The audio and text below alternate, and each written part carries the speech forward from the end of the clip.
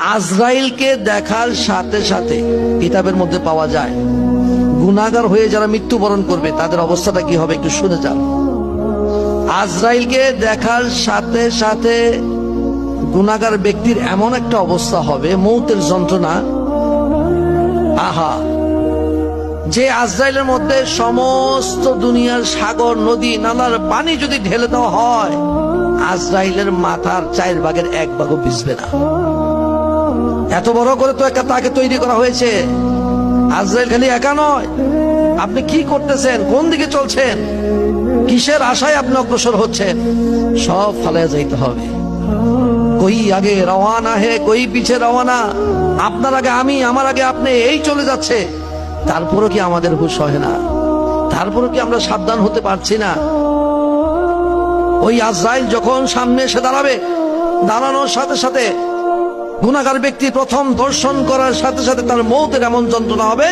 কিতাবের মধ্যে পাওয়া যায় একটা মানুষকে একটা তলোয়ার দ্বারা 1000 কোপ দিলে যেরকম কষ্ট হবে, এর থেকে অধিক কষ্ট হবে গুনাহগারের জান কবজ করা। বলেন আল্লাহু আকবার। সেই কষ্ট আপনি কি দিয়ে দূর করবেন? সেই কষ্ট টাকা দিয়ে দূর করা সম্ভব? জ্ঞান বুদ্ধি দিয়ে, সৌন্দর্য দিয়ে, বুদ্ধি দিয়ে, কোনো কিছু দিয়ে সম্ভব নয়। ধন দৌলত দিয়ে সম্ভব নয়।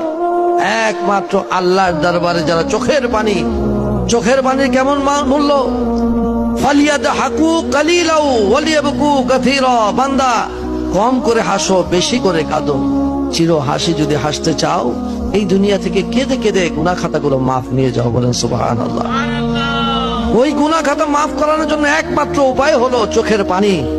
যেই পানি আপনার মৌতের আযাব দূর করে দিবে, যেই পানি আপনার কবরে আযাব মাফ করে দিবে, যেই পানি আপনাকে এমনি ভাবে আল্লাহর দরবারে নেককার বান্দা হওয়ার জন্য এমনি ভাবে আল্লাহর দরবারে আল্লাহ কবুল করবেন। ওই চোখের পানিগুলো কার মহব্বতে, কার দরবারে ছাড়বেন? আল্লাহর দরবারে, আল্লাহর মহব্বতে। এমনি ভাবে গুনাহ মাফের আশায় যখন আপনি কাঁদতে পারবেন, আল্লাহ পাক ডাকতে বলবেন ফেরেশতাদেরকে, ফেরেশতারে দেখ আমার বান্দাগুলো ওই গ্রামের মধ্যে বসে, একটা বাড়ির সামনে উঠানে বসে এমনি ভাবে আমার কতগুলো বান্দা আমার আযাবকে তারা দেখে নাই, আমার দেওয়া কবরের আযাব তারা দেখে নাই, জাহান্নামের আগুন তারা দেখে নাই। তারপরে আমি আল্লাহকে তারা বিশ্বাস করে চোখের পানি ছাড়তেছে গুনাহ মাফের আশায়। তারা তো এই জিনিসগুলো দেখে নাই, শুধু শুনছে। দেখ তারা কাঁদতেছে, ফেরেশতা তোরা সাক্ষী থাক, আমি আল্লাহ এদেরকে মাফ করে দিলাম। সুবহানাল্লাহ। ওই রহমানুর রহিম, পরম দয়ালু যিনি, তার দরবারে যদি আমরা এমনি ভাবে চোখের পানিগুলো ছেড়ে প্রতিদিন মাগরিবের নামাজের পরে অল্প সময়, 5 মিনিট, 10 মিনিট, 20 মিনিট, যতটুকু সময় পাই, যদি আল্লাহর রাস্তায় আমরা ব্যয় করতে পারি, হয়তো এই বসাটা আমার জন্য ফায়সালা, নাজাতের ফায়সালা হয়ে যাইতে পারে। সুবহানাল্লাহ। রাত্রে নিশীথে তাহাজ্জুদের নামাজ আদায় করে আল্লাহর দরবারে এমনি ভাবে কাঁদবেন, ফরিয়াদ করবেন, বেশি বেশি করে ক্ষমা চাইবেন। আল্লাহ কোন ওসিলা মাফ করে দিবে, কিভাবে দয়া করবে, কখনোই কল্পনা